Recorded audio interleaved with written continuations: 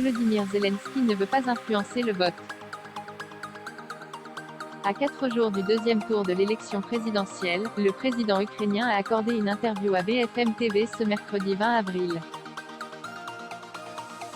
Dans celle-ci, il a invité Marine Le Pen à admettre qu'elle s'est trompée et a souhaité ne pas perdre ses relations avec Emmanuel Macron.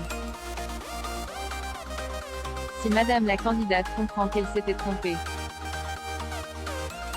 notre relation pourrait changer, a-t-il déclaré, tout en ajoutant ne pas être persuadé d'avoir le droit, aujourd'hui, d'influencer ce qui se passe chez nous.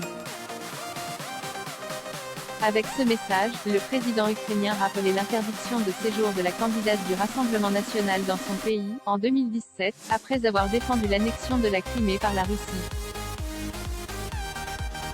Je veux dire que bien évidemment j'aille des relations avec Emmanuel Macron et je ne voudrais pas les perdre, a ajouté Volodymyr Zelensky.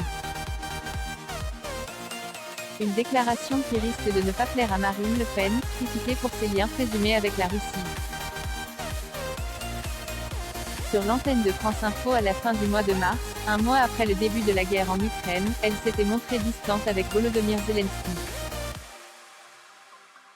Je crois juste qu'il se comporte comme un chef d'État. Et ça ne devrait pas susciter l'admiration, ça devrait être normal, assurait Marine Le Pen. C'est parce que nos propres dirigeants ne se comportent pas toujours comme des chefs d'État qu'on trouve que c'est merveilleux quand les autres le font. Et d'ajouter, il défend les intérêts de l'Ukraine, le fait avec beaucoup d'énergie et fait preuve de patriotisme. Qu'est-ce que je peux avoir à dire sur cela? Je suis quelqu'un qui défend la souveraineté nationale. Emmanuel Macron, je retournerai à Kiev. Volodymyr Zelensky a aussi critiqué Emmanuel Macron, qui se refuse à employer le terme de génocide pour décrire l'action de la Russie en Ukraine. Je lui ai dit que je voulais qu'il comprenne qu'il ne s'agit pas d'une guerre, que ce n'est rien d'autre qu'un génocide. Je l'ai invité à venir quand il en aura l'occasion, avait précisé le président ukrainien sur l'antenne de la BBC. Il viendra, et il verra, et je suis sûr qu'il comprendra.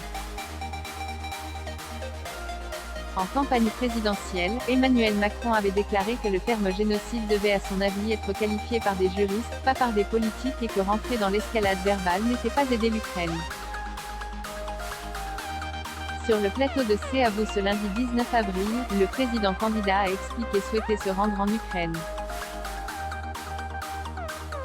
Je retournerai à Kiev, assurait-il, mais j'y retournerai pour apporter quelque chose d'utile, pas simplement pour témoigner d'un soutien.